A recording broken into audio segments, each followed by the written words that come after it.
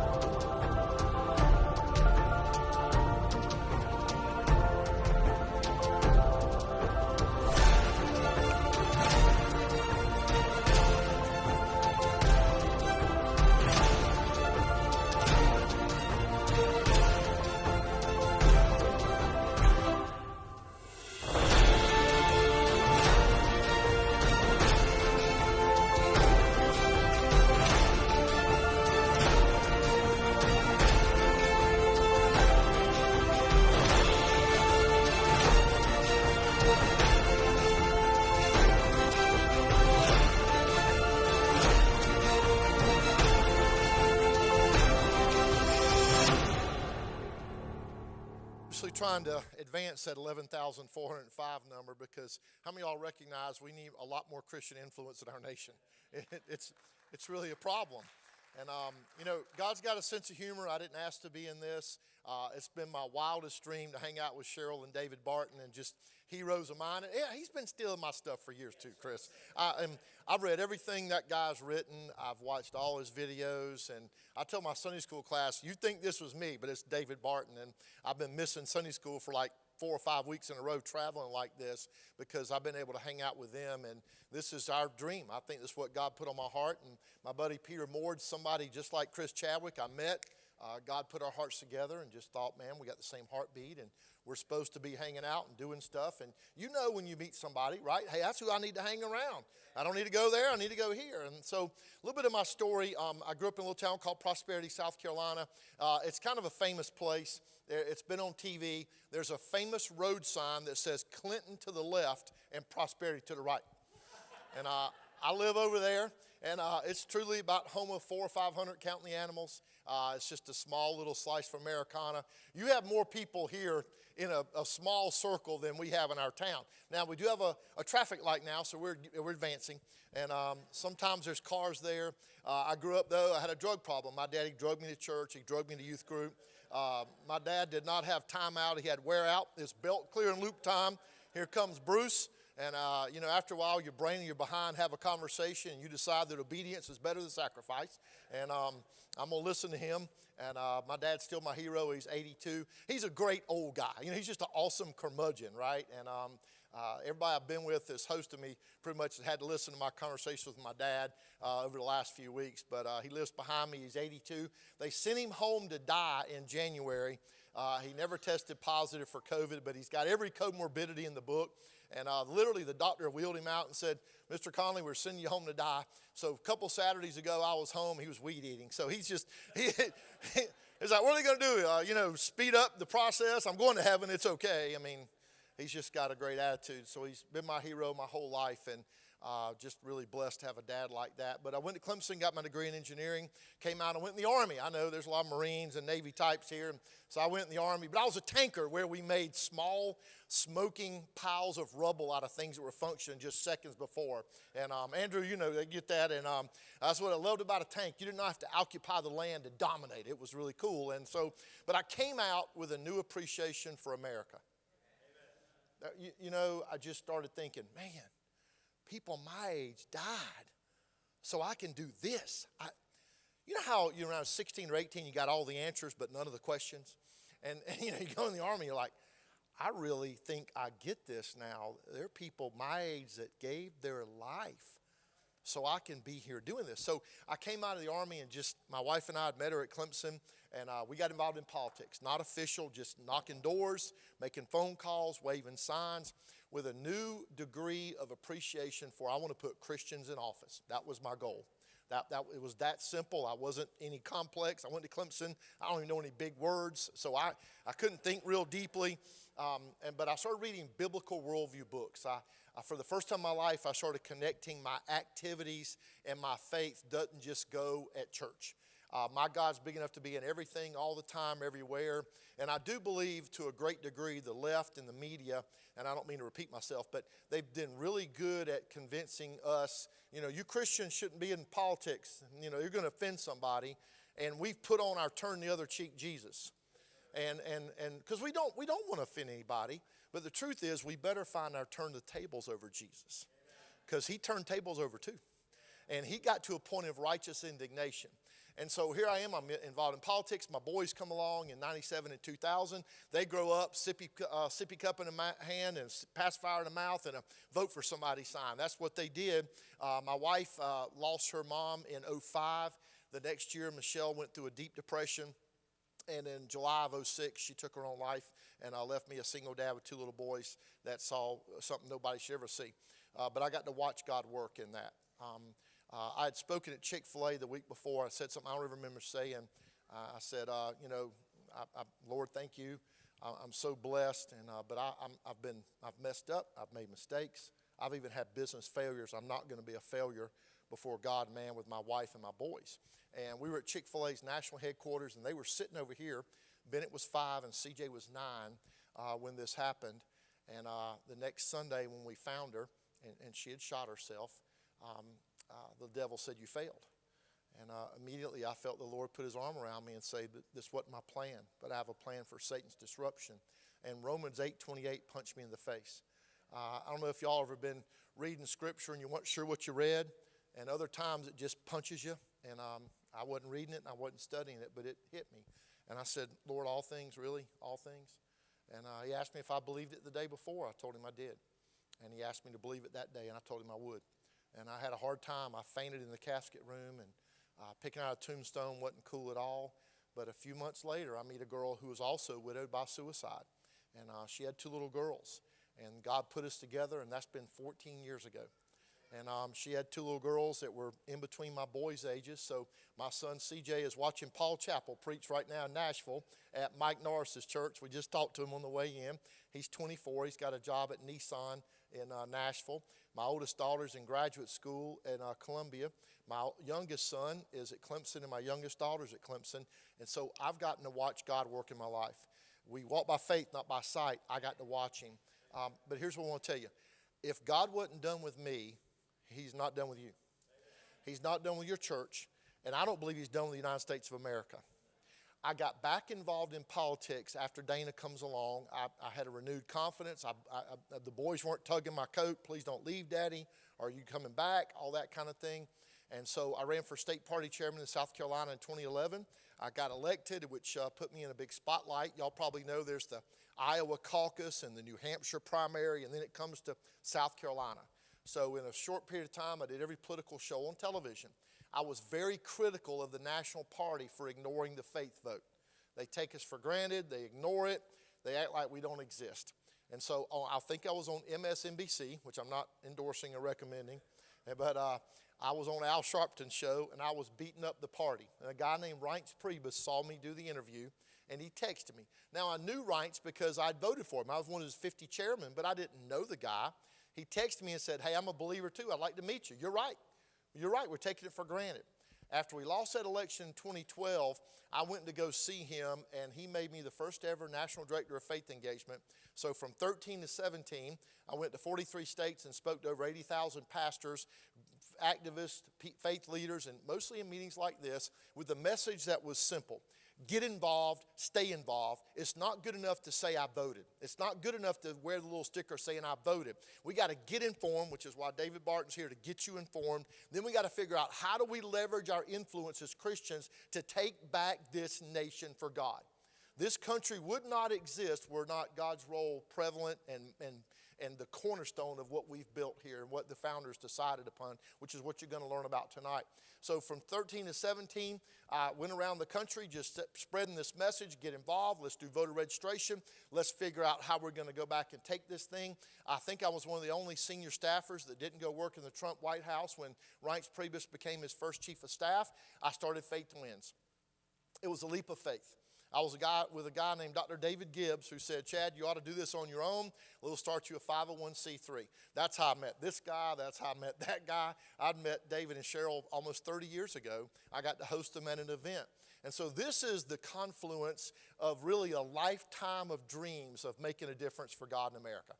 And I know, feel like we stick our fist in a bucket of water and we pulled our fist out. The hole that was left was the difference we made. But we spend our lives trying to make a difference for him and the kingdom here on earth. And we live in the greatest, freest, most blessed place on the planet. And so when I started Faith Wins, it was a leap of faith to say, let's go continue what we're doing at GOP Faith, but let's get people involved. So this past year, me and my little team, we did 89 in-person meetings in 15 states with 2,965 pastors. We registered 741,000 new evangelical voters. And I'm telling you, we haven't scratched the scratch of the scratch. Y'all know so many people that didn't vote or think it doesn't matter or think they can't make a difference. I'm here to tell you, now is the time. God's given us an opportunity to raise up the level of Christian presence. of Christian dominance, of Christian preference. People are looking, they're desperate, they're mad, they see what's going on, they don't understand. And so the devil wants you to back off and quit and give up and say, oh, I can't make a difference, I don't do anything. What you're going to learn about tonight is you can make a difference. We belittle, we minimize our own ability to make a difference. And when you hear what David Barton's got to say, you're going to be fired up and you're going to want to go maximize this. I'm going to come back, I'll show you a QR code after this, but the first thing I want you to do, I want you to pay attention to what David Barton's got to say. He's got a message for everybody in here. I don't care who you are, where you're from, how old you are, where you've been, what your job is, nothing else. Now is the time that God's people need to hear the call to go make a difference in our country. And I am so honored. We have a mutual donor who asked me last year, what are you going to do to top this? I said, I believe this is the year that we need to make sure that Christians understand that God's role in our nation is irreplaceable.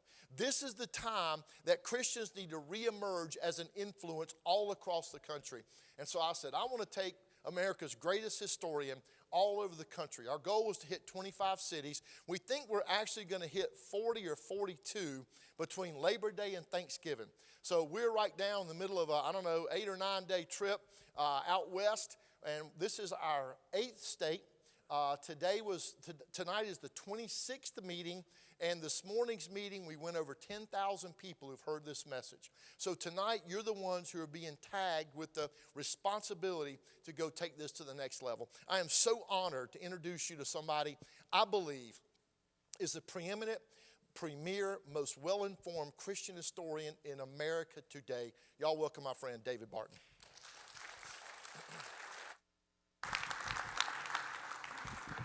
Thank you, bro. Guys, I want to start tonight with a single word, and that single word is just the word history. History is an important word for several reasons, but particularly biblically. God tells us to recall the former days, remember the former times. He tells us make sure and teach your children what happened in generations past. It's all history.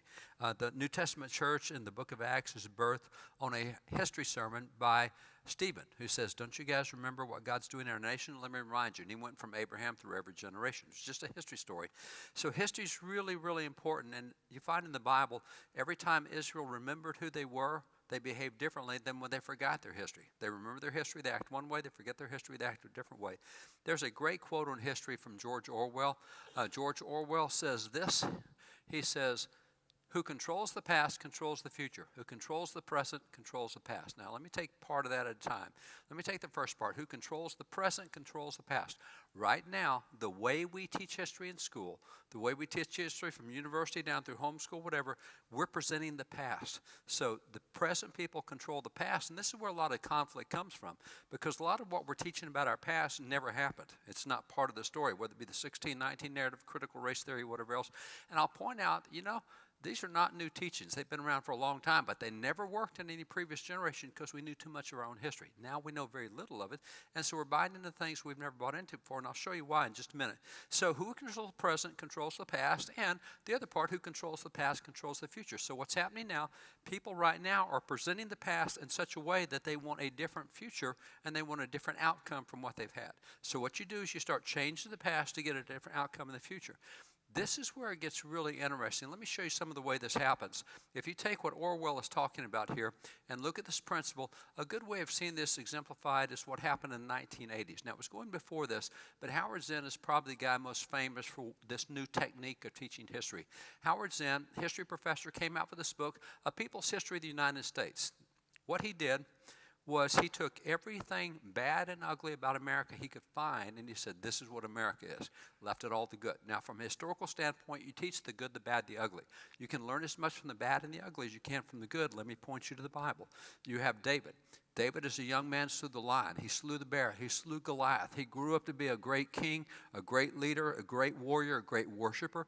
Nearly all the book of Psalms comes from the pen of David. I mean, this is a great dude, although we also see the Bible tells us very clearly he's not a very good father. His son, the Bible says he never told his son Adonijah no at any point in time. That's not good. And his other son, Absalom, actually tried to kill David. And Absalom also killed David's other son, Amnon, because Amnon had raped David's daughter, Terah. So, the whole family just goofed up. So that's not a good part of the story. And then you find that David as a successful king, commits adultery with Bathsheba, and then murders her husband Uriah. That's pretty ugly. You get the good, the bad, the ugly. See, what Howard Zinn did with American history, he says, David's stories in 1st and 2nd Samuel, all I'm going to tell you about is David committing adultery with Bathsheba and then murdering Uriah. I'm not going to tell you anything else. If that's all we got from the Bible about the story of David, none of us would ever read another psalm in the Bible, because the guy who does that, I don't want any of his psalms. Well, you got to see the whole picture. And yes, there are blemishes. Even with critical race theory, there's no question there's been racism in America and slavery in America. You know why? Because there have been people in America. That's just part of what people are. We say racism is a sin. The reason it's a sin is because it's universal to all people. You see, you go back to the Greeks. 30% of the Greek civilization was slaves. 40% of the Roman civilization was slaves. At the time Columbus landed in America, between 20 and 40% of Native Americans were enslaved by other Native Americans. There's not any nation anywhere in the world that has not had slavery. And on top of that, you'll find that every nation has at one time been slaves and one time owned slaves. That's just the story of every nation anywhere in the world. So Howard Zinn comes out with this thing of America is this really terrible nation. It has now taken off. It's very prevalent in a lot of ways. And by the way, this is called deconstruction, tearing things down, deconstructing things. If you go to what we have with the College Board is what does the SAT test. The SAT test, like the ACT test, these are two tests that are used for college entry kind of stuff. Guys, I may want to just bend it away. Is that good? All right. So this is what we use for college entry, but the College Board does more than just college entry. They do the AP test across the nation. AP are students in high school that are advanced placement.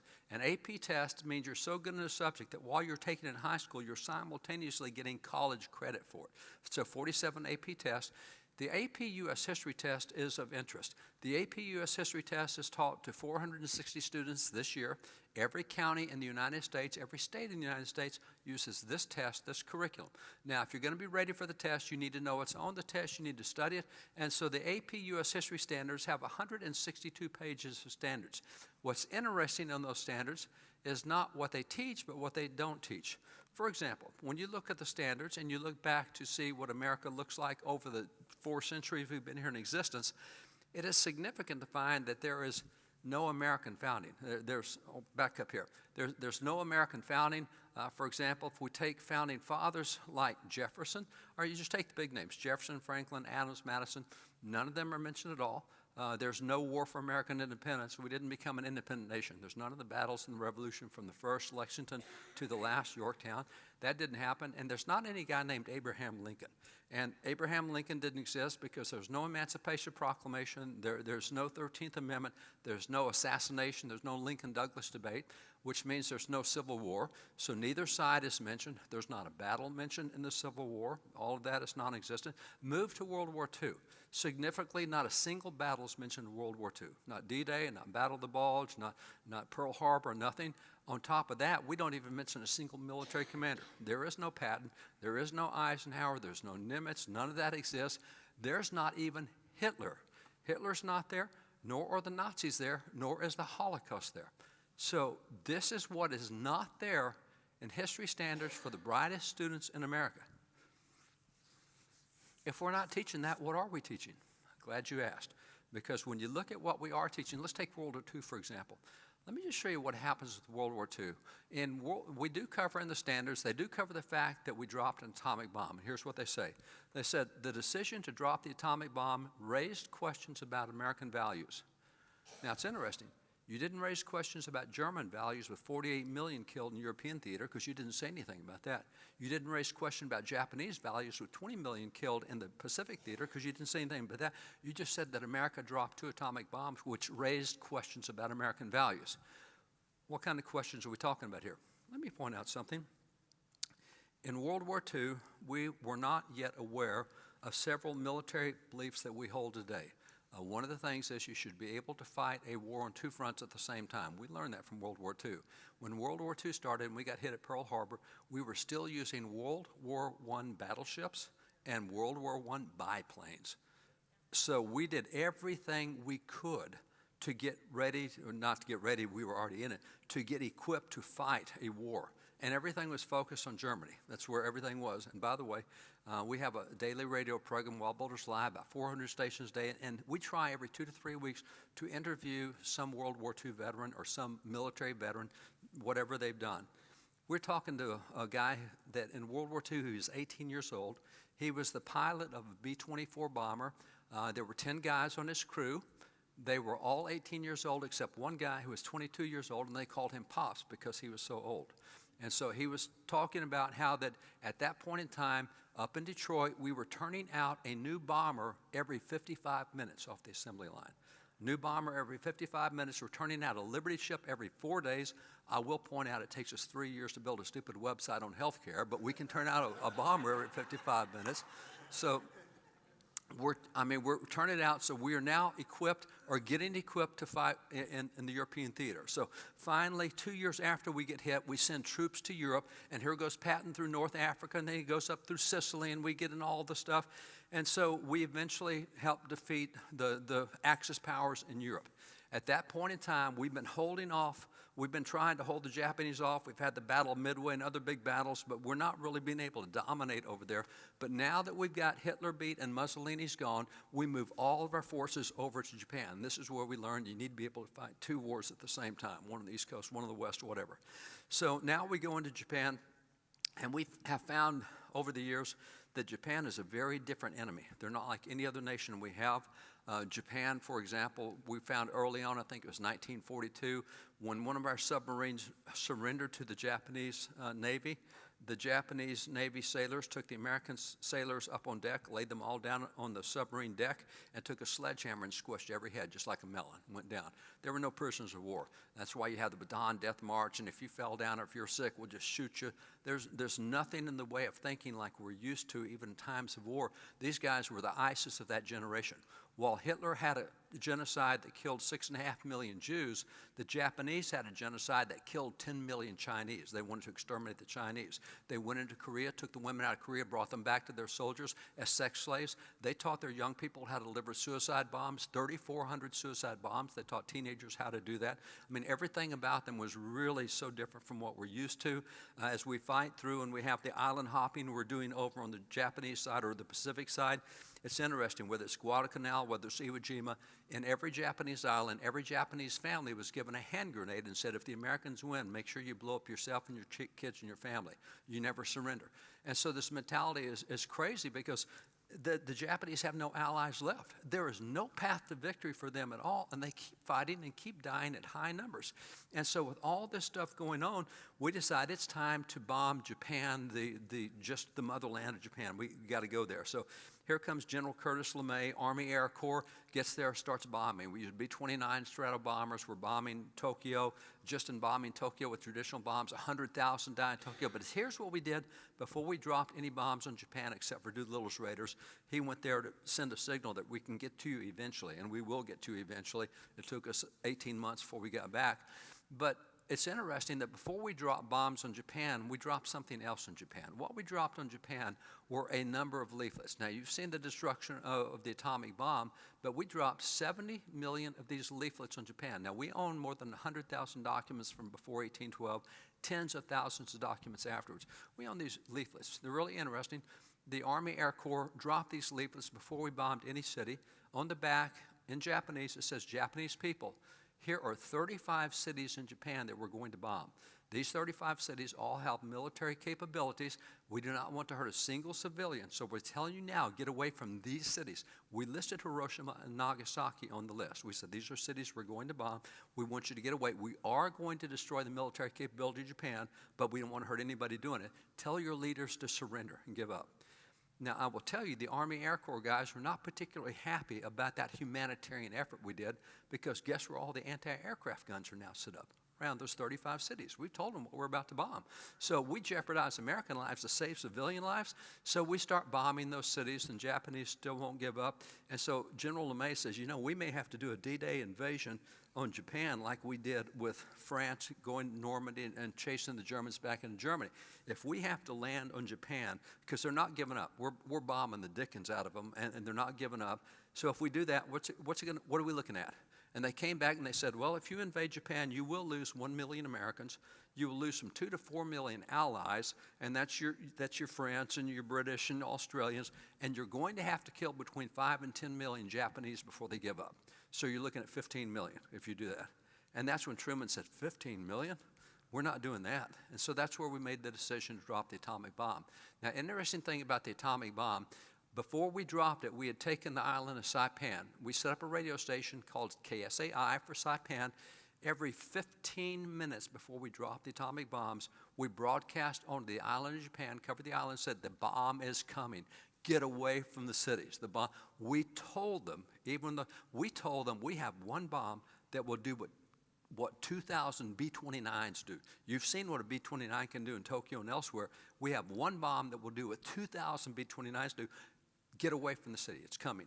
So we told them the atomic bomb was coming. And so when that atomic bomb finally drops, that atomic bomb, there were 150,000 killed immediately and 150,000 killed over the next couple of years, radiation deaths. That's 300,000 versus 15 million. Now, I've got to tell you, I'm not sure what the problem with American values is here at all. And by the way, while we're talking about American values, let me point out that the 300,000 Japanese we killed with those 2 atomic bombs, in one prisoner of war camp alone, more than 300,000 prisoners were beheaded in that one camp. The Japanese beheaded more prisoners of war in one camp than we killed with 2 atomic bombs, and nobody mentions that. As a matter of fact, the Japanese officers would have beheading competitions to see who could behead 100 prisoners the fastest. Sometimes they'd have to have runoffs. Let's bring another 10 out because you guys are tied this evening. Are you kidding me? We haven't mentioned this, and it's all there. It's all documented, but that's not in our history stuff. And so this is what we're teaching about our past to make us become something different in the future. We are so terrible in the past. I mean, what we did to Japan raised questions about our values. You need to question our values. Yeah, let's look at our values. I don't question our values. Now, we made lots of mistakes, but this wasn't one of them. I mean, this is one that brought peace to the world and end of the war. So raised questions about American values, not hardly. But see, in addition to this, and again, this is tearing down America, this is deconstruction. This year, a number of states passed legislation on history standards. We have a network, Wall Builders Pro-Family Legislative Network. There's about 1,000 state legislators in our network. We have legislators in every state. And so we work on everything from constitutional issues to pro-family issues to life issues, religious liberty, et cetera. So it's a really good group of guys. We'll monitor up to 110,000 pieces of state legislation every year.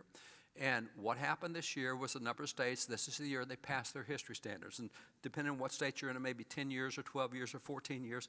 It's interesting this year. A number of states said, well, in our history standards, what we're going to do is we're going to remove any mention of the American Revolution or of the Civil War or of World War I or of World War II or of the Holocaust. All that's going. A number of states have done this for the next 10 to 12 to 14 years. There won't be any mention of this part of our history. I was testified at the legislature in Louisiana. They had a bill up, said, we don't agree with this. We're going to teach this stuff. I mean, New Orleans is the home of the World War II Museum. Give me a break. So right there in Louisiana, you got the World War II Museum. And so they're all there, and we're testifying on why you got to keep this stuff in. And in Louisiana, which is a red state, a conservative state, they said, well, we don't want to keep the Civil War in. And by the way, we don't want the Holocaust in either. They started taking all the stuff even in a red state like that. So the sponsor of the bill just pulled the bill down before they kept taking out everything. You know, at least leave it the way it was. If you don't teach it, at least it's still in the standards. So there's been such a change in the way we teach and present our history. This is why today you see such a rise in the acceptance of things like Marxism and socialism and communism. These are things we never would have thought of 30 years ago because we knew too much about them. We knew too much about our own history. Today, we don't. And so this is why critical race theory now has a standing. We have so attacked America in so many ways. Everybody expects the worst about America and believes the worst about America. And so what happens, this is why you see all these groups that have risen and they get a lot of coverage. The media is very favorable. Academics are very favorable. You see them have the strongest effect on universities, get a lot of support there. And they're all into things like rioting and radicalization and rebellion. So critical race theory, if you don't know what it is, if you've heard the term a lot and you can't really put a definition to it, let me see if I can give you a definition. The definition is very simple. It takes as a starting point that America was founded to protect and preserve slavery. Now, this is what's called the 1619 Project. If you're not familiar, the first colony in America was Jamestown, founded in 1607. In 1619 is when the first load of slaves arrived in Jamestown. That's where slavery started in America. America was founded to protect and preserve slavery. Temporary time out here. 1619, there was a Portuguese slave ship sailing off the coast of Virginia. 2 English privateer ships said, let's attack it. And so they attacked it because the Portuguese were enemies of the English, and so they attacked it. And like pirates, they took the ship and they divided up the booty that was there. And among the booty, there were 40 slaves on the ship. Those slaves were being taken by Portugal down into Cuba and down into the Caribbean. And the English guy said, what are we going to do with a bunch of slaves? We don't want slaves. That's nothing we can do. And they said, well, let's just take them over here to Jamestown. So they divided the slaves between 2 ships, and one of the ships went to Jamestown with 19 slaves. Got to Jamestown, and they said, here, take these slaves. Jamestown says, slavery is illegal in Jamestown. We can't take any slaves here. Well, I don't want them. So he just left them there on the shores. So those 19 that were there in Jamestown, they did not remain slaves. They became indentured servants, which is what all the white folks were as well. You just work for the state for a few years to pay off your room and your board and your training, etc. And then after a few years of working for the state, you were given land. You were given all freedom. You're a free landowner. One of those 19 who came is a guy named Anthony Johnson, one of those original slaves.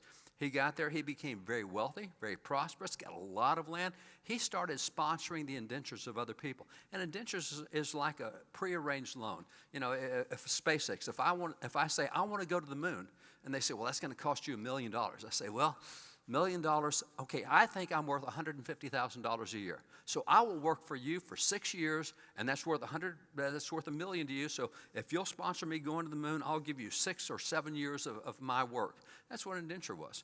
I don't have the money to get from England over to America, but if you'll sponsor me, I'll come work for you for 7 years, and in that time, then I'm free, and I get my own land here in Virginia. And so that's what happened. And so Anthony Johnson started sponsoring indentures to America. People would come, they'd work for their 7 years, he'd free them, until 1653. In 1653, a guy named John Caser had come. He'd sponsored him an indenture. John Caser got here. John Caser, according to Anthony Johnson, he's a lazy bum. And so he didn't feel like he got his money back out of the 7 years of work. So he went to the court of Virginia and asked the court of Virginia, this guy is so lazy, I'll never get repaid at the rate he's working. Will you just let me own him for life? And so the court said, yes, you can own him for life. 1653 is the first occasion of slavery in America, and it is when a black man sued to own another black man. That's the first time you have slavery. Now, didn't see that in the 1619 Project because America was founded to protect and preserve slavery. By the way, the second slave ship that came to America came to the Pilgrims in Massachusetts. When it arrived there, the Pilgrims freed all the slaves and imprisoned all the slave owners, and they quoted out of the book of Exodus, where the Exodus says it is a capital offense to engage in man-stealing. Man-stealing is defined as taking someone out of their nation, stealing a man out of a nation, taking him to another nation, and selling him into slavery. That's a capital offense in the Bible. And so the Pilgrims said, ain't no way, and they stopped it. And that's why you find that in Massachusetts, there was always a very different attitude than what there was in Jamestown. That's where the abolition movement got started. That's where the equality movement started. That's where you find that in 1641, a black man named Matthias D'Souza was elected to office in 1641. That's where you find people like Wentworth Cheswell, black founding father, elected in New Hampshire by a white community, reelected for the next 49 years. One of the prominent figures in New Hampshire history is a black man named Wentworth Cheswell. We've never heard of him. Or Thomas Hercules, a black man elected in white communities in Pennsylvania in 1793, served in public office. I can show you so many elected officials. Now, that's not Jamestown. That's the rest of America. So again, they take something bad and say, Jamestown, this is what America is. No, it's not. It was the northern side that won the Civil War, by the way. It was that anti-slavery equality side that won. Yes, we went through slavery. And you know, America does have trouble with slavery and does have trouble with racism. And again, that's because we have humans involved. That's a story of every country, of every nation. But you're going to say America's the bad guys in this? So back to this, 1619, America takes a starting point that, and critical race theory takes a starting point that America is founded to protect and preserve slavery, and that the American constitutional system is a source of society's ills. And what is the biggest ill we have in society? Foremost among our ills is racism. There is no problem in America bigger than racism, and racism is the result of our constitutional system. So if you want to get rid of racism, you need to get rid of that constitutional system because that's what produces it. Now, it's interesting to see how seriously we're taking that today. For example, if you take the Constitution of the United States, 2 weeks ago Monday, the National Archives, which is where they house the Constitution and Declaration, the National Archives started putting up warning language on the Declaration and the Constitution. They put up a harmful language alert. Don't read these documents. These have harmful. Wait a minute. Are you talking about the language in the Declaration that says all men are created equal? That's a harmful language? Or are you talking about the 13th Amendment of the Constitution that abolishes slavery, the 14th Amendment that gives equality, or the 15th Amendment that gives voting rights? Is that the harmful? Just don't read those documents. See, again, if you were to read the documents, you would say, I don't see this racism you're talking about. If you don't read the documents, I can tell you that it's filled with racism. You need to not read this because it's a harmful language. So what happens today is Americans have very little appreciation for how unique we are. If you look at where we are constitutionally, we are one of 193 nations in the world today. That's how many nations we have at the UN. And America had its revolution in 1776, and we created our Constitution in 1787, ratified in 1788, goes into effect in 1789. We've only had one Constitution in our history. Look at all the other nations. Look at how many constitutions they've had in the same period of time. We've just had one. Imagine living anywhere else in the world, any other government in the world, and this is both friends and enemies, but it doesn't matter. Look at the turmoil and instability that is common to every other nation in the world. Now, it kind of leads to the question is, how long does the average constitution last in the history of the world? Great question. The average constitution in the history of the world, over the course of 5,800 years of recorded history, the average constitution lasts for 17 years. 3 weeks ago, on September the 17th, we celebrated Constitution Day, the birthday of the Constitution. It's now 234 years old. Now, 234 years old. And we don't seem to know that or appreciate that. Well, let's be like everybody else. We got to get rid of this system. I'll point out the average nation experiences a violent revolution every generation and a new constitution every 17 years. I kind of like not having what every other nation has. I like the stability we've got. You know, what are we doing tearing it up? And then on top of that, let me take you to something like our creativity. America is 4% of the world's population. Now, 4% of the world's population should produce 4% of the world's whatever. Not so. You look at America's creativity as measured by copyright, patent protection, and what you find is our 4% of the world's population has produced more scientific inventions, more cures, more medical technology, more space technology, more military, more everything. We have more technology than the rest of 96% of the world combined. Now again, 4% should produce 4%. We are so blessed, we don't even recognize it. I do a lot of speaking for military. I was over in Germany. There's, I think, 26 or 27 military bases in Germany, so I was doing a lot of training over there for officers and soldiers, et cetera. And while I was there, they put me up at a 5-star German hotel. And I got to tell you, for a cowboy from Texas, that's pretty impressive stuff for me. I've never had that old world elegance. I walk in the hotel and they call me by name, Mr. Barton, would you like? I go, wow, this is pretty cool. And then, of course, castles and all that 1,300-year-old stuff. It's just pretty cool to be. And so I was loving this 5-star German hotel, and it would have been even better if they would have had internet at the hotel. Now, I'll point out even Motel 6s in America all have internet. See, we got so much stuff we just take for granted. We don't understand how blessed we are, and we just want to blow it up and tear it down. And then even beyond that, when you go to national prosperity, our 4% of the world's population produces 25% of the world's gross domestic product. According to the census figures, this census, which is last year reported this year, if you live in poverty in America, your lifestyle is higher than the middle class in Europe. Now, we know from Hawaii and Mississippi and other states, they say unless you make more than $58,000 a year, you should not come off welfare, because that's what you get on welfare in those states. Did you know the World Bank measures poverty at $2 a day? World Bank says if you live on $2 a day or less, you're in poverty. That's $730 a year. And you're talking about $58,000 a year? I mean, we don't understand how blessed we are now. People who came to America even 50 years after the American Revolution, like Alexis de Tocqueville, who wrote the book Democracy in America, 1831, he gave the term American exceptional. He says American is exceptional. I don't think any other nation will be able to do what they've done. This is not a term of arrogant cockiness and brag. He's just saying this is the exception, not the rule. What we've got in America is not normal. That's not what other nations have. And so when you look at that, you say, well, who are the leaders responsible for that? And invariably, we look at our political leaders. We say, well, you have leaders back then. The leaders responsible would be people like George Washington. It would be people maybe like John Hancock, people like John Adams, people like, that's who we'd look to, and that's good. Those are all guys who had a huge impact, no question about it. What I find interesting is back in 1816, John Adams was approached by a young millennial, a guy named Hezekiah Niles. Hezekiah Niles told Old Man Adams, this is 40 years after the American Revolution, John Adams is a key figure in all that. He told Old Man Adams, he said, I'm writing a book on the history of the American Revolution. I wasn't back there at the time. We really appreciate what we have in America now, but you were back there. And so I want to get your thoughts as I'm writing this book. And we actually own that history book that he wrote. It's a really cool history book. But here's this young man saying, who's responsible? And John Adams said, well, if you're asking me who's responsible for what we enjoy today because of American independence, he said, if you're asking who the leaders are responsible for that, he said, right up top, I'd put the Reverend Dr. Samuel Cooper. And then I'd put the Reverend Dr. Jonathan Mayhew. And then that includes the Reverend George Whitefield, and you got the Reverend Charles Chauncey. He starts going through and listing preachers. Now, we might know something about Whitefield. The chances that we know anything about Cooper or Mayhew or Chauncey, slim to none. We just don't cover those guys today.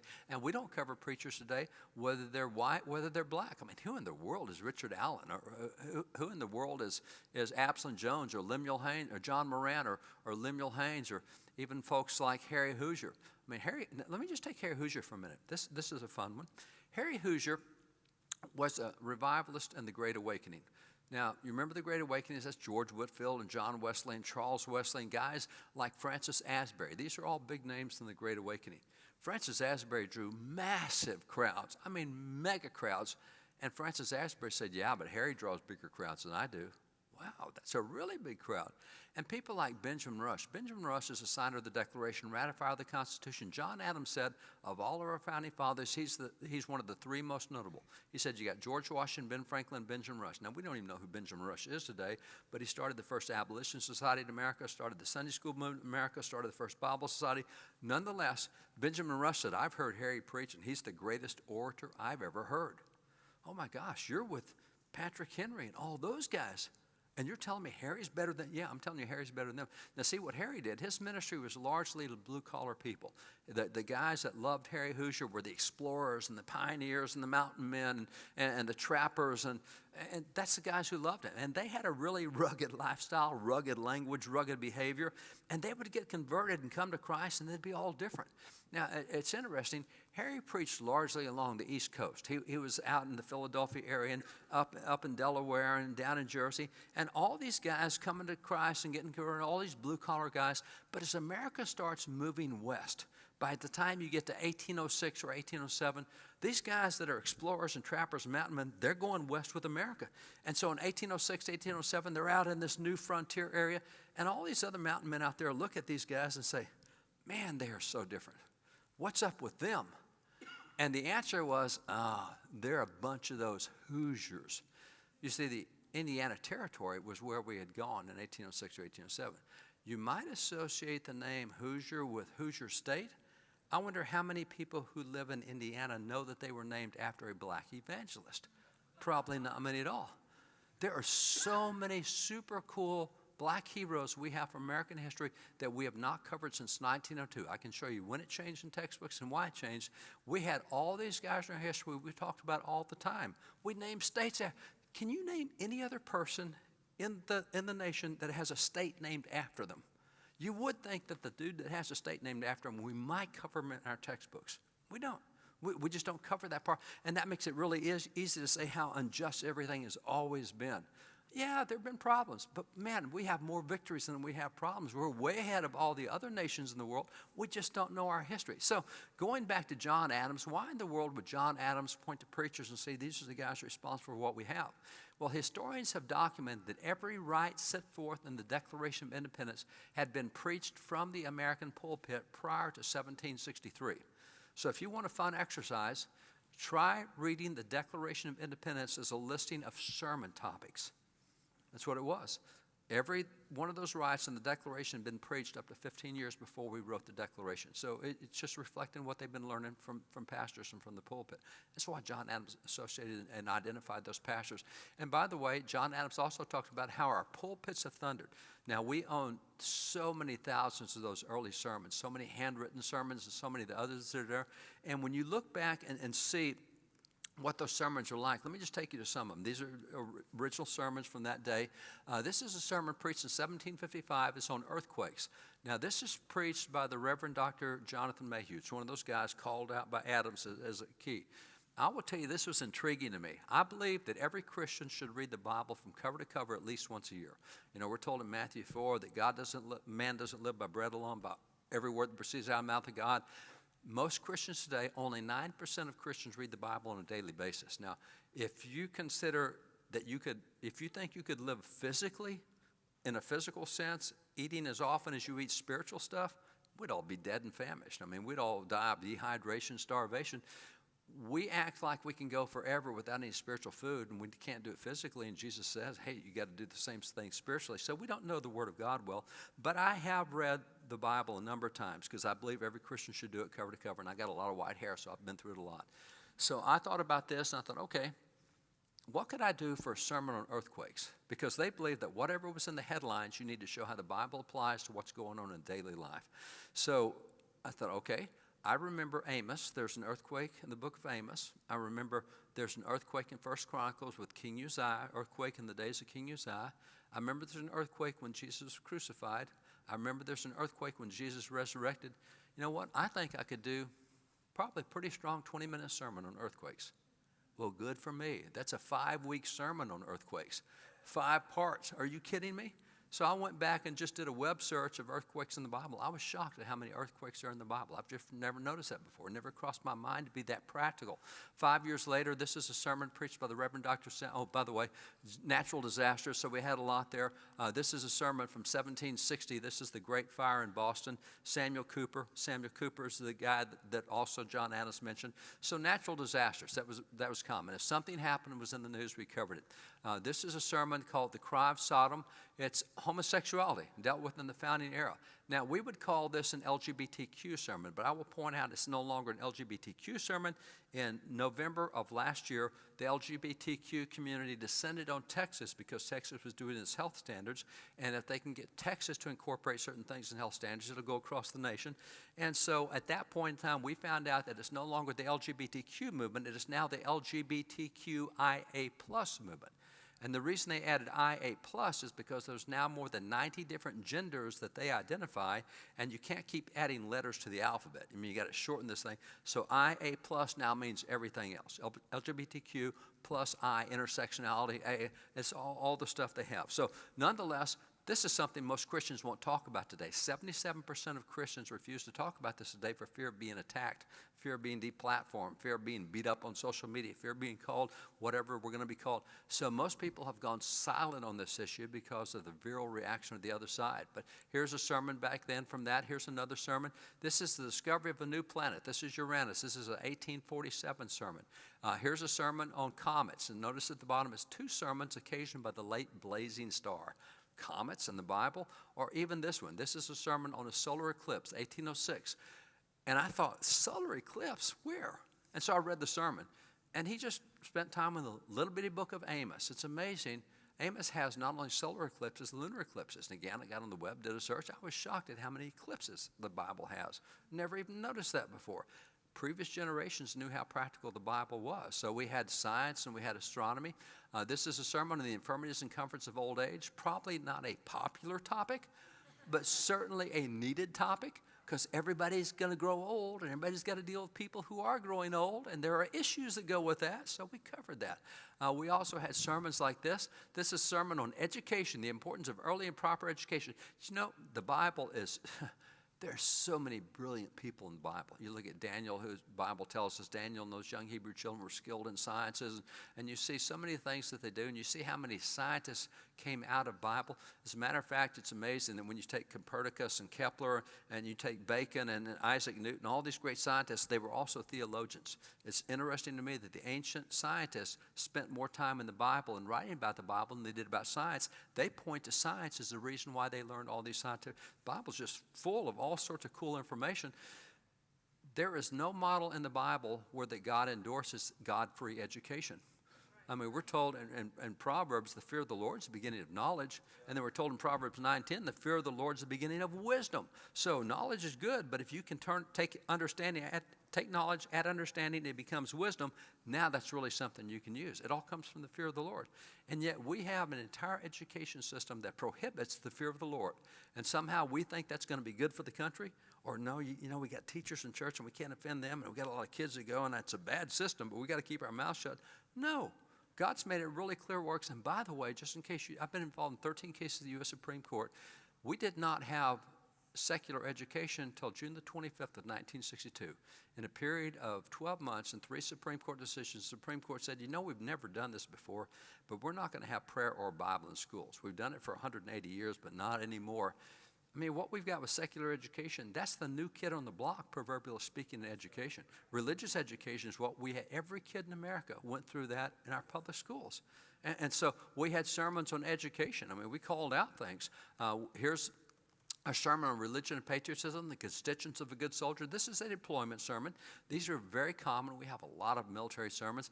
And you remember that even when John the Baptist was baptizing, he gave very specific instructions both to officers and to soldiers as well. So there's a lot in the Bible that gives very clear guidance in the military. We also have sermons like this one, the relation of the medical profession to the ministry. Healthcare, really? You know, when God took those slaves out of Egypt, they'd been slaves for 400 years. They thought like slaves. He said, okay, guys, your thinking's all goofed up. Let's get it straight. So he takes them out to the mountain, and he doesn't just give them the 10 Commandments. He gives them 613 laws. The 613 laws deal with immigration. They deal with economics. They deal with the military. They deal with property. They deal with due process. It's amazing. And a whole lot of that section dealt with health care. And at the time, the very advanced civilizations, the Egyptians and the Assyrians and the Babylonians, they laughed at these stupid Hebrew slaves. Look at the health care laws I got. Is that dumb? It's interesting. In 1961, a guy named S.I. McMillan, doctor, he went through and said, you know, here's all the health care laws of the Bible. And as it turns out, God was 3,000 years ahead of science, because we now have studies that every health care provision he put in the scriptures, we now can prove is the best thing for you. And that was in 1961. We've added a whole lot more in the last 60 years. It's amazing how good the Bible was on health care even back in the day. In addition to other sermons, here's a sermon on the current commercial distress. If you're close enough to see the screen, it says 1837. This is the economic collapse of 1837. It was like the Great Depression of 1929. Here's another sermon. This sermon is a sermon on the character and tendency that property taxes adapted to a permanent system of taxation, the Reverend George Glover. Economics? Yeah. The Bible is really good about economics. As a matter of fact, the Bible not only talks about the minimum wage, it talks about the capital gains tax, it talks about progressive income tax, it talks about the capitation tax, all sorts of stuff. As a matter of fact, America is the first nation in the world to have a free market economic system. We did that 100 years before Adam Smith wrote The Wealth of Nations. Professors today say, oh, Adam Smith, Wealth of Nations, 1776, that's the free market system. No, it's not. By 1627 in Abstucket, Massachusetts, we already had free market businesses going, which was not happening in Europe. And there were 5 Bible verses on which those early colonists built it. It was 2 Thessalonians 3:10, 1 Timothy 5:8, Matthew 20, Luke 19, and Matthew 25. Those are the 5 verses that built the economic system that's made America the most prosperous in the world. And now we want to get rid of that and go to something else. Let's do something different. It's crazy. I mean, again, we're throwing ourselves under the bus. This is a sermon on the sinfulness and pernicious nature of gaming. This is preached in front of the Virginia legislature in 1751. So gambling, 95% of Christians today cannot name a single verse on gambling. This is a sermon on a good law, the liquor law of Massachusetts. 1852, the legislature of Massachusetts passed a law. Pastors said, well, here's what the legislature did.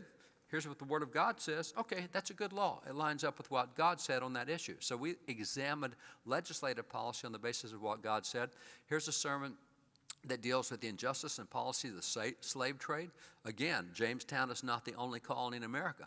While slavery did come, and it didn't happen in 1619, we did have slavery in states. This is part of the anti-slavery stuff that came out of Massachusetts and the northern colonies. They fought this from the very beginning. And so from the pulpit, we took a very clear position against that. In the same way, this is a sermon on marriage, scripture considered. 1837, New Hampshire passed a law on marriage. And so the position was, well, here's what the legislature said. Here's what the Word of God says. Okay, that's a good law too, because it lines up with what God says. This is a sermon on the fugitive slave bill. This is an 1851 sermon about an 1850 federal law. Out of the millions of federal laws that have been passed, I would put the fugitive slave law as one of the 2 worst, maybe the 3 worst. As far as I'm concerned, it may be the worst federal law ever passed in American history. It is abominable. And it's interesting that the pulpits took the pulpit and said, here's what God's word says. Here's what the federal law says. If you obey this federal law, you're disobeying God's word. You are required to disobey this federal law. This is what we're preaching in churches. You have to commit civil disobedience, because if you don't, you're disobeying a law. You're obeying a law that violates what God says. And so all over America, pastors said, disobey this law, civil disobedience. You have to. And that's where juries stepped up, and juries would not convict anyone under this law because it's such an unjust law. Doesn't matter if the person was guilty of what that law said. It was a bad law. They should be exonerated.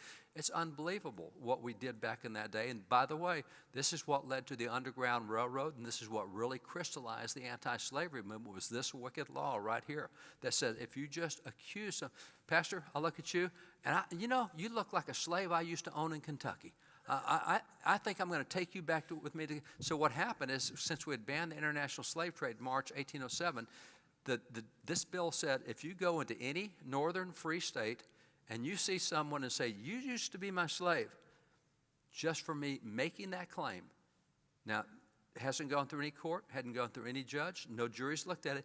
Just because I said that, at that point in time, pastor loses the right to trial by jury, he loses the right to be represented by an attorney, and he loses the right of habeas corpus, all constitutionally guaranteed rights in the Bill of Rights. Furthermore, the federal law says you're going to appear before a federal magistrate. And if that federal magistrate says, yeah, you did used to be my slave, at that point, the federal magistrate gets paid $10 by ruling he used to be a slave. If he says, no, you were never a slave, the federal magistrate only gets paid $5 for ruling that. They get paid more to reach a difference. It was a wicked law. I mean, a wicked law. And so that's where, churches stood up and said, no way. So social issues, social policy, we addressed that very openly. The election sermons, we talked about politics and getting involved. So all of this stuff was back there. And this is, again, where John Adams said our pulpits are thundered, and you got the evidence to see what we did back then. It's interesting. Notice all these sermons address biblical relevancy. We wanted to show the Bible is relevant to life. So how about today? When we look at ourselves as Christians today, where are we today? Well, it's interesting. Every one of these issues that's popping up on the screen is an issue that's been in the news in the last 24 months. I chose the issues specifically because the Bible talks about every single one of them. Every one of us as Christians should be able to put Bible verses to every one of these issues because they're very clearly talked about in the Bible. The Bible is a relevant book. But right now today, it's not that way. What we have right now today, only 1 out of 16 can put Bible verses to these issues. We just basically don't know what the Word of God says about these issues. So we did a lot of polling. George Barton is a good friend, and we do a lot of national polling together. And so there's 384,000 senior pastors and churches in America. Calling 500 today, we found that only 2.8% of pastors will address something that's in the news from the pulpit. Oh, if it's in the news, I can't talk about that from up front. Oh, yes, you can. Anything that's in the Bible, you can talk about from up front. So this is where the church has really fallen down. We no longer see the biblical relevancy, and that's how America was founded. We've just let people push us into a corner that doesn't belong. And as a result, we're seeing a drop in Christianity in America. Back in 2000, the number of Americans who professed to be Christians was 85%. Today, it is 65%. We've had a 20% drop in 20 years. And when we poll the people who leave the church and say, why did you leave the church? 2 out of 3 say because it lacks relevancy. I don't see anything in church that helps me live my daily life. See, that's what we used to deal with, was relevancy. We've got to get back to showing how the Word of God applies to every aspect of life. Now, this is where we hear people say, this is terrible. We've got to have a revival. We need to be praying for revival, and I agree. We need to be praying for revival, but we're probably not going to have one, and I'll show you why, at least not the way we think. We think we know what one looks like. It's not. The reason we're going to have a major problem with having a revival is we have a real focus on national things right now. Let me show you how this works. Everybody gets their news from somewhere. We get our, if you're on the right, maybe you get it from Fox or from Newsmax or from Blaze or from Victory News. If you're on the left, maybe it's CNN or MSNBC. It doesn't matter. Everybody gets news, and it's all national news. You've not heard a single story on Scottsbluff, Nebraska, on Waterton, New York, on Yukon, Oklahoma, on Jacksboro, Texas. We hear all this national news, and so as a result, our focus is there. We see things nationally. We think about what's happening with Congress, and we think about what's happening with the Supreme Court. We think about what's happening with the president. And so that's what we do. And by the way, I'm involved in all these issues on a very intimate basis. I mentioned I've been involved in 13 cases of the U.S. Supreme Court, involved in another one this year. So no Supreme Court justice, and know those guys, know the system, involved in the system.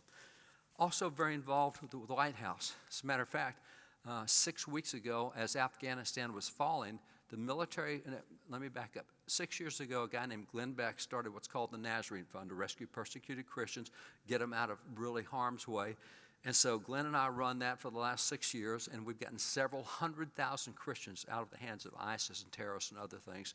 And so in the process of doing that, as we saw Afghanistan falling and the Taliban started targeting Christians and then started targeting SIVs and P1, P2 passport holders and Americans, the military, we were getting so many people out, the military contacted us and asked our guy to take over all of the airport operations in Kabul and Mazar Sharif. So we did. So for the last 6 weeks, we've been doing that. We keep out of the news generally, but we've gotten in the last 6 weeks nearly 6,000 people out of Afghanistan in the last 6 weeks. All sorts of groups, all sorts of people. We've gotten hundreds of Americans. We've gotten hundreds of Americans out. We've gotten thousands of persecuted Christians out. And you ought to try doing medical health care from 7,000 miles away. I mean, we have so many people in the recent weeks that have been shot by the Taliban and trying to find doctors and get them over there to stop the triage. Taliban, if they find Christians right now, they're chopping off hands and chopping off arms. And so we're having to go in and do all this medical triage. It's rough stuff. It's really rough. And so in doing this, while the Taliban is a real problem, the State Department's a bigger problem than the Taliban is. We have had so many planes in the air where the State Department calls ahead and says, hey, Macedonia, don't take any of these planes, send them back. Wait a minute, you told us to get them out. Yeah, but we don't. It's just inexplicable how many planes have been turned back by the State Department. So we got involved with Anthony Blinken, the Secretary of State, and his Chief of Staff, and they're saying, no, we'll help you get them out of there. And so they're telling the State Department, get those people out of there. And the State Department is telling Secretary of State, no way, we're not letting them get out of there. I mean, directly to the Secretary of State's face, you're not going to do this. So we're dealing with the White House. We're dealing with all these agencies in the executive office. So we had to go and I've got so many friends that are in Congress, senators and reps, started calling them, got dozens involved. And what we did was we got dozens of members of Congress to write a letter, and we sent it to the Prime Minister of Pakistan. Now, Pakistan's where the Taliban comes from, okay? That's not, but they have a new leader. And this new leader was raised in the West, and he wants to make Pakistan a different nation, not a terrorist nation. So we actually got the Prime Minister of Pakistan to intervene with the Taliban and said, let these people get out of there. And so that's why we're getting planes out. Wasn't the State Department was stopping us. We had to go to Pakistan to get help to get Americans out of there. It's crazy. And then last week we had to have another letter with, again, dozens of members of Congress because Albania, Prime Minister Albania is a Christian, and he just told the other European nations, called them out. He said, you guys, every one of you needs to be taking persecuted Christians out of Afghanistan. You need to, because we've been having to put all these people, we've been tens of thousands of people stacked up in UAE and in Abu Dhabi and Doha and all these places, and they've got no place to go. We've got them out of Afghanistan, but no other nation's taking them. So now we got the Prime Minister of Albania working. So I say that to say I work with all of these branches very closely, and I've got better connections than most people do. And you know what? I am frustrated to no end. I'm paralyzed. I can't get these guys to do anything, and I've got the connections. Most Americans look at the national news and realize I can't get anything done at all. Last week, Congress passed the most pro-abortion bill in the history of the United States. It prohibits any state from having any limitations on abortion at all. Up to the day before birth, you can have abortions, and no state can say otherwise. Are you kidding me? We only had one Democrat vote against that, Henry Cuellar out of Texas. If 3 Democrats had voted against that bill, it would not have gone through the House. It would have failed if 3 had voted against it. So we now have this new bill through the House that we have to fight. And by the way, the House has H.R. 5, which says we're not going to allow religious liberties to be a constitutional issue anymore. We're going to bring them all under the control of Congress. Unbelievably bad bill that's out there. And so we all see that and say, I can't do anything about it. I can't get the guys in the House to not pass that radical pro-abortion. And so what happens is we get frustrated, and that's our problem. We should stop looking at the federal level and start looking at the local level. Let me give you examples. I'm going to take you back to the American War for Independence. The American War for Independence, the first 4 battles of the American War for Independence were these battles right here. Going from top right, that's Lexington. On top left, that's North Bridge at Concord. Bottom left is Road to Boston. And the bottom right is Bunker Hill. Here's what happened. Those first 4 battles of the American War for Independence, nobody, here come the British to town. I mean, massive numbers of British. Nobody contacted George and said, hey, George, you're the national commander-in-chief. Get your tail over here. We need help really bad. None of that happened. What happened was in every case, they all said, George, you got other stuff to do. It's our community. We'll take care of it. Everybody acted locally. They all were concerned about protecting their community. So what happened, if I take you to the first battle, the Battle of Lexington, which is this top right battle over here, that happened the morning of April the 19th, 1775. 700 British came to town, and 70 townsmen went out to face 700 British. Now, I don't care how good you are as a warrior. Everybody had single-shot rifles back then, single-shot muskets. It wasn't even rifles. The average kill range was about 30 yards with armaments they had.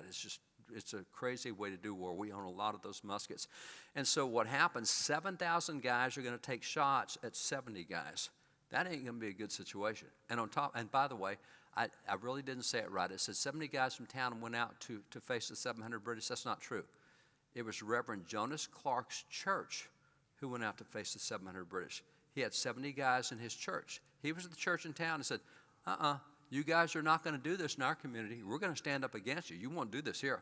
So the 70 guys from his church went out there. Now, Pastor Clark had been telling them, understand, guys, God does not bless an offensive war. He blesses a defensive war. You can't start anything, but if they shoot at you, you have the right of self-defense. You can shoot back.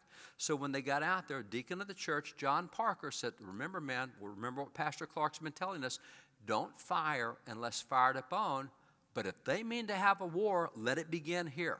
So these guys get out there, and the British gets the first shot. We didn't, and that's why 18 Americans hit the ground that morning. 18 Americans hit the ground, and they included black patriots like Prince Estabrook and white patriots like John Robbins. The guys all went to church together.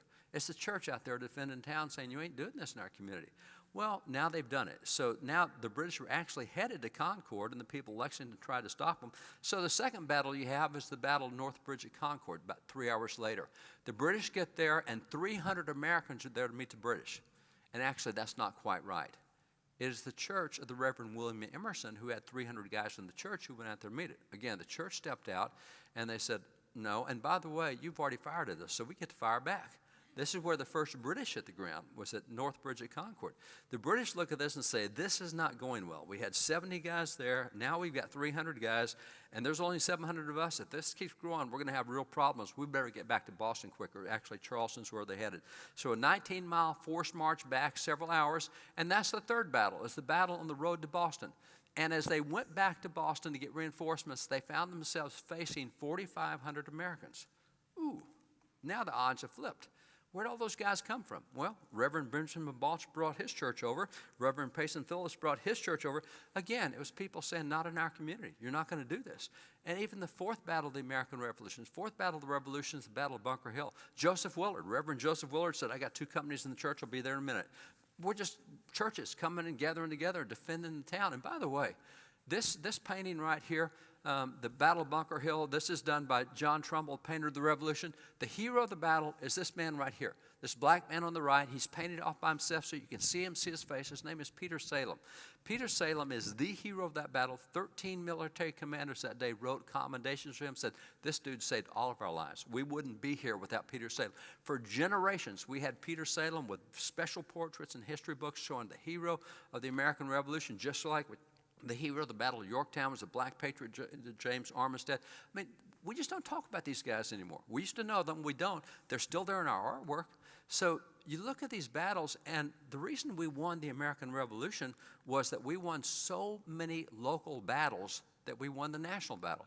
It wasn't necessarily now, George was there for the Battle of Yorktown, the Battle of Brandywine, Monmouth, but even then, so many of the local guys showed up to help him fight. So we had national leadership, but in the nearly 80 battles of the American Revolution, most of them were local battles. The Battle of Cowpen, the Battle of Kings Mountain, the Battle of Great Bridge in Virginia.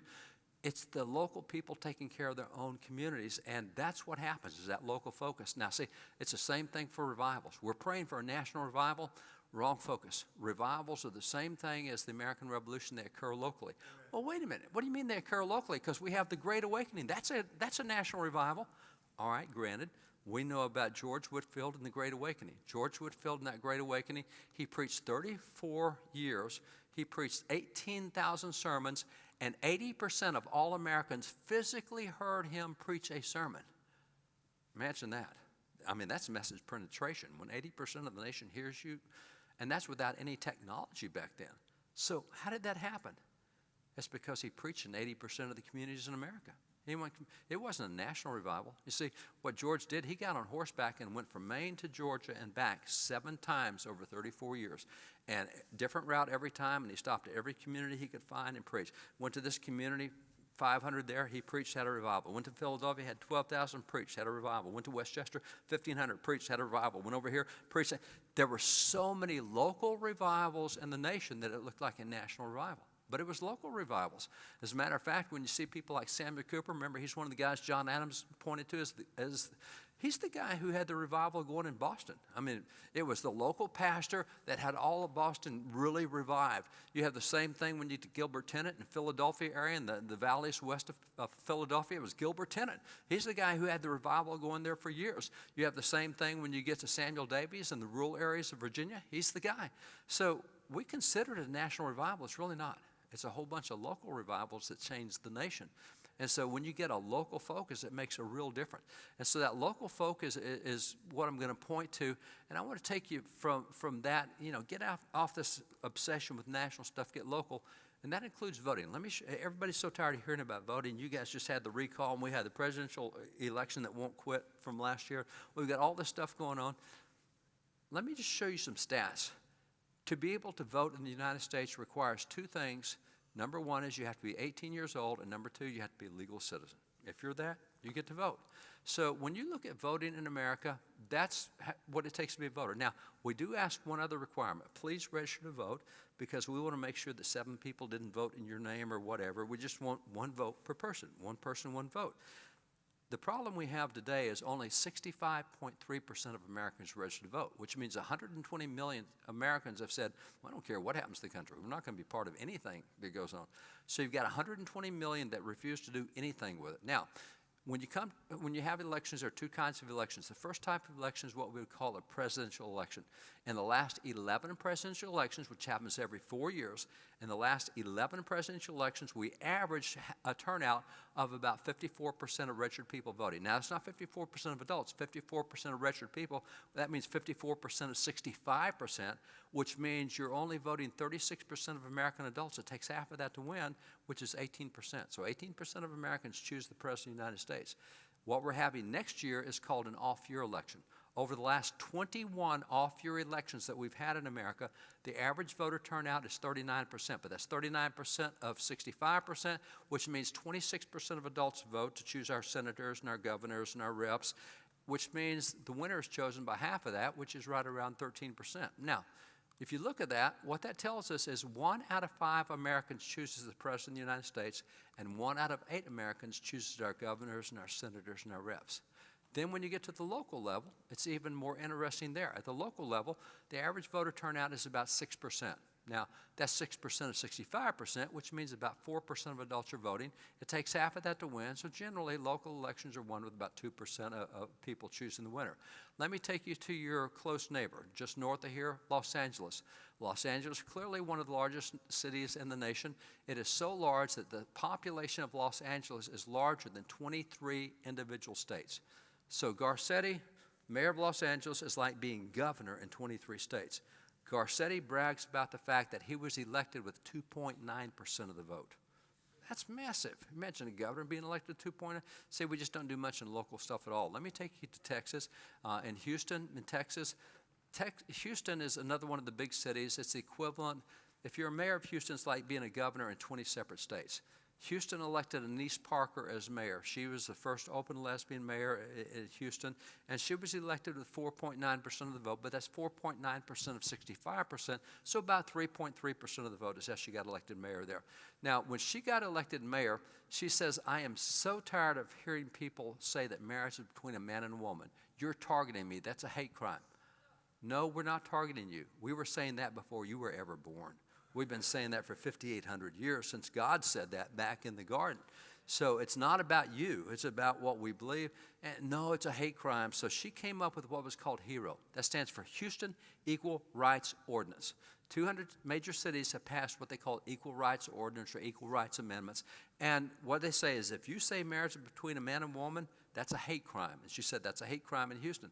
In San Antonio, they passed a provision. In San Antonio, if you say marriage is between a man and a woman, it's a Class C misdemeanor. It's a $500 a day fine. You can never hold office in the city if you say marriage between a man and a woman, and you can't even be a contractor for the city. You can't do paving or landscaping or anything. I mean, and this 200 cities have these provisions. Well, people in Houston said, wait a minute, that isn't what we elected you for. And so what happened was they wanted something different. They wanted a referendum on this silly thing, like you guys do propositions out here, we want a referendum. So we got 4,500 churches involved in this, and those 4,500 churches got enough signatures to put this referendum on the ballot. When it came time for the vote, the day before the vote, it's either Houston Chronicle or Houston Post, they ran a poll and said, oh, Anise Parker, it's going to win. She's going to win this measure by a 60-40 landslide. Well, election day came, and instead of having 2-3% turnout, it was 14% that turned out, and we ended up winning the measure by 22 points. We beat it 61-39, just absolutely crushed it. And so, and I will point out, 14% is really pathetic. Yeah, but that's 5 times bigger than what it usually is. And so complete turnaround. Let me take you to another city in Texas, Fort Worth. The Fort Worth Independent School District 6 years ago said, hey, we don't think we need genders on bathrooms anymore. We'll just let kids choose what they want to be and what bathroom. And we don't think we should have genders on locker rooms. So boys and girls sports, just choose what you want. And the same with showers, just choose what you want. We shouldn't have genders anywhere. Dumb policy, but Arnie Duncan, who is the head of the Department of Education under President Obama, said, that's a great idea. And he stepped up and said, here's the new rule.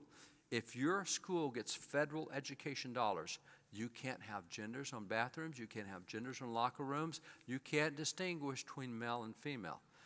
Now, I will tell you, this is really ridiculous for me because Fort Worth is my backyard. I live just a few miles from there. And Fort Worth is known as Cowtown, USA. I'm a cowboy. I can guarantee you we have no difficulty telling the genders of any critters that are out in the country. If you get behind these critters, you can tell whether they're bulls or steers or cows. It's really easy. For 5,800 years, if you wanted to know what your gender was, you looked between your legs. Now you look between your ears. How stupid is that? So Cowtown, USA comes up with, I've never seen a bull become a cow or a cow become a bull. It's never happened in the history of anything in nature. This is ridiculous. So I looked at Fort Worth, and there's 800,000 voters in Fort Worth. And the president of the school board that introduced this silly policy that became a national policy, I looked in his district, and he was elected with less than 1,200 votes. It was 1,182 thereabouts. So I looked in his district, and I instantly found an evangelical church that had more than 3,000 Bible-believing members. That one church could have prevented that guy from being on the school board, which would have saved the entire nation from this gender nonsense. It came out of a local city, and it was because a church didn't take care of what was in their backyard. So, I mean, this is big stuff. 2 more examples. I'm going to take you to Bentonville, Arkansas. Bentonville, Arkansas is in the upper northwest corner of Arkansas. That's the home of Walmart. There are 40,000 people who live in Bentonville, and a lady in Bentonville, a Christian lady, said, you ain't doing this in our schools. And so she ran for school board. She understands there's 2 genders. And so she ran for school board, and interestingly, she got elected. In a town of 40,000 people, there were 35 votes cast in the election, and she wins with 35 votes. That's not as good as Riceville, Iowa, however. A farmer up in northern Iowa, I think it's a pig farmer, as I recall. This farmer in northern Iowa says, you sure ain't doing this in our town. And so he ran for school board. And on the day of the election, it ends up that he got busy on the farm and didn't go vote on the election. And don't think that he lost by 1 vote, because that's not what happened. What happened was nobody voted in his election. If he'd voted for himself, he'd be on the school board just by voting for himself. I mean, that's how low the turnout is in so many races. Down ballot races, you want to get healthy, you start getting healthy in the local community. You do what they did in American War for Independence, step up, say, not in our community, you're not. Here's what we're going to do. And see, what happens, when you look at this, I'm going to pass South Lake. It's another great story, but the local focus, and you look at this and say, okay, this means getting involved in government. Yeah. Go back to Benjamin Rush for a minute. Benjamin Rush, I mentioned earlier with Harry Hoosier. Benjamin Rush, one of the three most notable founders. I mean, this guy was a top educator. He is considered the father of public schools under the Constitution, plus he started 5 universities, 3 still go today. He did the first academic education for women. He did the first training of black physicians in America. I mentioned he started the first abolition society. He also was the first chemistry professor in America, wrote the first chemistry textbook, wrote the first psychiatry text. Just, guy's unbelievable. And so Benjamin Rush, in 1790, wrote this piece, Mode of Education, Proper and Republic. He said, now that we have the Constitution, now that it's been ratified, we're no longer 13 separate nations. We're one nation with 13 states. What do we need to be teaching in our schools if we're going to stay a strong nation? He said, the purpose of public schools is actually threefold. The first thing every public school should do is teach students to love and to serve God. So that's the number one objective, is to teach students to love and serve God. He said the number two objective of public schools is to teach students to love and serve their country. He said the number three objective of public schools is to teach students to love and serve their family. Now, may I point out to you that that order would probably be contested by most Christians today. Go, no. The proper order should be God and then family and then country, because your family's more important. I mean, it's your family. But he said, no, it's not. He said, what's more important is God, country, family. Why would you say country's more important than family? Because he pointed out, if you ever lose control of your country, it will become the great enemy to your family. So if you can keep control of your country, you have one less enemy to attack your family. And that's what we're seeing in schools across the nation today. I mean, you see what's happening in schools, all the attacks on our values, all the attacks on what we believe is coming out of education, which is why so many people are focused on school boards right now. I've run races from dog catcher up President of the United States. And this year, I have, in one state, we have 170 candidates running for local school boards. Now, I have never had that many candidates in 30 years put together. I mean, there's something going on in communities that's saying, we're going to change what you're teaching in our schools. We're just not going to put up with this. And I've never seen anything like it. It's super healthy. This is part of what I think will become a revival, is this kind of taking back our local communities. And so to have good people on the school board or anywhere else, city council or public utility district or junior college board or whatever it is, you have to have good candidates. Where do you get good candidates? Well, the Bible gives us good guidance on that. I want to take you to a parable in Judges 9, verses 8 through 15. It's the parable of the trees of the field. And this particular parable, what happened was the trees of the field said, hey, we need civil government. Let's get a leader. And so they vote to have a leader. And so what the Bible says is the trees went forth to anoint a king over them. And they went first to the olive tree. And they said to the olive tree, reign thou over us. Come be our leader. We need civil government. And the olive tree said, ain't going to be me. Olive tree said, should I leave my fatness wherewith by me they honor both God and man and go be promoter of the trees? Not me. They said, well, if you can't get the olive tree, I know another good tree. Let's go to the fig tree, because that's a really good one. And so they went to the fig tree, and they said the same thing to the fig tree. Come down and reign over us. And the fig tree said, no, it's not going to be me. The fig tree said, should I leave my sweetness and my good fruit to go be promoted over the trees? They said, well, if we can't get the olive tree or the fig tree, let's go for the vine, because that's another good one. So they went to the vine, and they said, come down and reign over us. And the vine said, no, it won't be me. The vine said, should I leave my wine, which cheers both God and man, and go be promoted over the trees? Now notice what's happened here. They've gone to all these good trees, and all the good trees have reasons on why it shouldn't be them, reasons why they can't get involved, reasons why it can't be. And so what happens as a result? Well, the next thing is, after they've tried the good folks, the scripture says, then said the trees unto the bramble. This is not going in the right direction. They said to the bramble, and said to the bramble, come thou and reign over us. And sure enough, the bramble is happy to be their leader. And as the bramble points out, he says, if you anoint me king over you, then come and put your trust in my shadow. How enjoyable is it to sit in the shadow of a thorn bush? Not very. My argument would be that we've got way too many thorn bushes that are ruling today. We got lots of thorn bushes because the good guys keep saying, "Nah, I'm not doing that. Too busy. Got this going on. Got whatever. I'm spending time with the family." Well, save your government so that they won't attack your family. I mean, that's the logic of Benjamin Rush. So we need less brambles ruling. So how do you get good people in office? Well, a good answer to that also comes out of the Bible. It comes out of It comes out of Exodus 18:21. In Exodus 18:21, the Scripture says, "Provide out of all the people able men, such as fear God, men of truth, hating covetousness, and place such over them to be rulers of thousands, rulers of hundreds, rulers of fifties, rulers of tens." Now, the background of this was Moses has all these 3 million people out in the desert, and he's the only person that is in civil government at all. He's doing everything for everybody. And his father-in-law Jethro comes and said, "Moses, you've lost your mind. You got to have help." He said, "You need people local, county, and state, federal level, tens, fifties, hundreds, thousands, and these are the kind of people you want in office. You want able men such as fear God, men of truth, hating covetousness." And Moses said, "I took that as a word from God." And so Moses told the story again in Deuteronomy 1 and again in Deuteronomy 16. He says, taking what I was told, he said, "I went among you and I recruited out among you people that met those qualifications." So what you got with Moses is he said, "All right, I'm going to provide out of all the people." So Moses went out among the people and recruited people for these positions. He said, "And then I brought them to you and set them before you, and you chose the ones you wanted." In other words, it's election time. So what he did was recruited for the election, and the people had the election, chose the people. See, we need to be on the side of looking around us and say, "Oh, you really need to run for public utility district," or whatever it is. We got good people all over churches, all around us, that we need in office. Otherwise, you're going to have brambles ruling and briars ruling.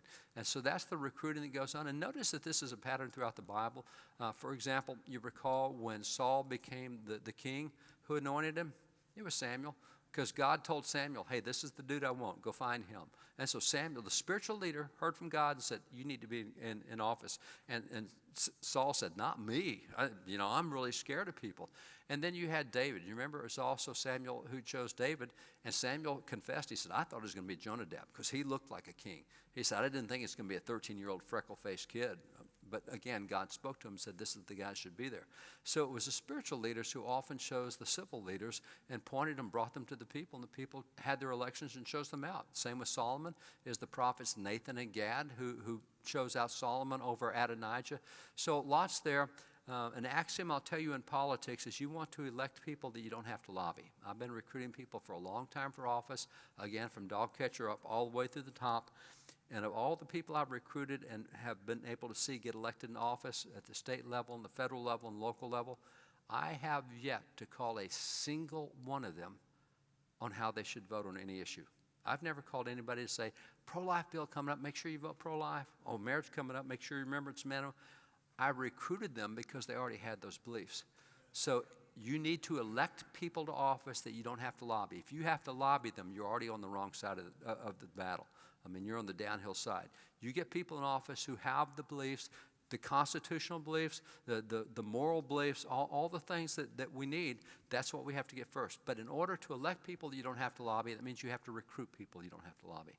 And that's where the church has to get involved locally, and that's where Christians have to get involved locally, and that's where if we get involved in our local stuff, we'll see things change at a faster rate than we can imagine.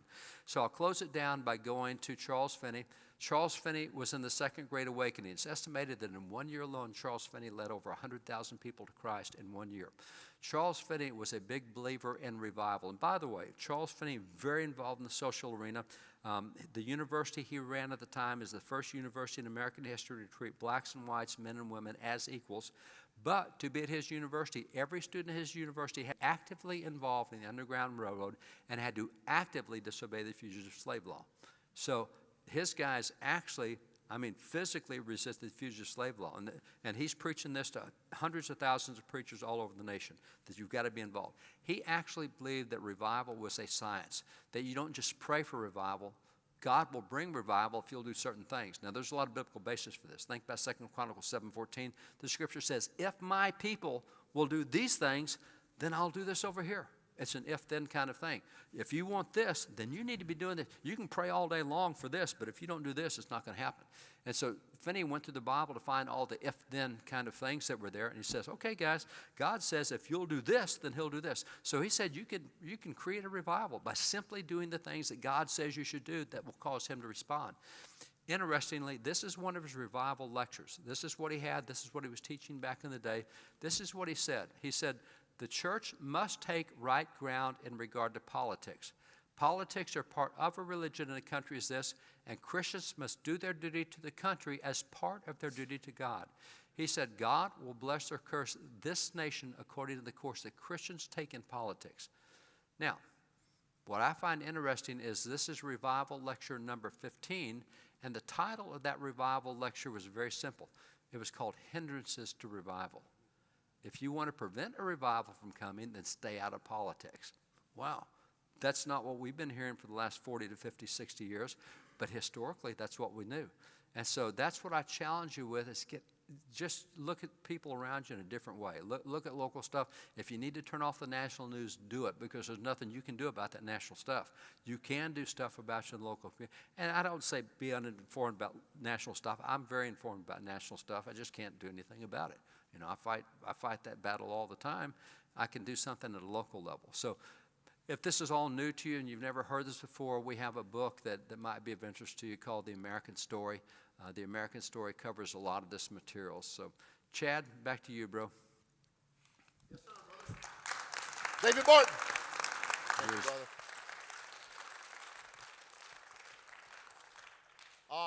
You just heard more history than you've probably heard in your entire life, and thank y'all for coming tonight. You need to get his book. I'm sure he'll be happy to sign it. Cheryl is awesome. She's been all over the country with us too. But we're here to just help you get involved. You know, we've been blessed, and we just want to go out and make sure we spread this word. So we've got a QR code here. David taught so much about getting involved and you helping out and recruiting. If you hold your phone up that QR code, and adults, if you don't know how to do that, find a 12-year-old next to you. They'll show you. But if you put your camera over that, it'll bring up a link.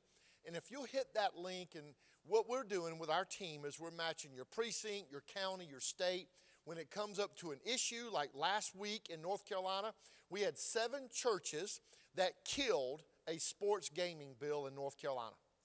The State House guy called me and was mad. Your guys, if 300 people have called me, and well, I'll stand with you if you just turn off the spigot of phone calls. And I said, we don't know where your heart is. You know, you campaign as a Christian conservative. Now you're pushing gambling. That's wrong. And I said, we'll turn off the spigot if you just stand with it and you let us know where your heart is. In Virginia right now, we have 1,309 people from our churches this was last week ago, Friday's count. 1,309 people from our churches are going to be poll watchers in Virginia for the election for governor and all the statewide offices this year, and nobody sees them coming. And that's Byron Fox, Tom Alvis. Those guys have done a phenomenal job. And all they did was hit that little link. And our team connects you to people in your state and your area when elections come up to make sure Christian voices are heard.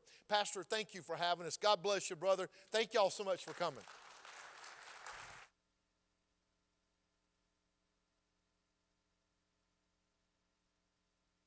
I'm glad that you came out tonight. I hope that you are as well. David and Chad will be here. You can ask them questions, take pictures, buy books, but make sure you read the books that you buy. This is David's 3rd talk of today, and so we got him at the end of the road, so we're very thankful for that. You are dismissed. Canyon Ridge, I'll see you Wednesday. Guests, thanks so much for being here. Have a great night tonight.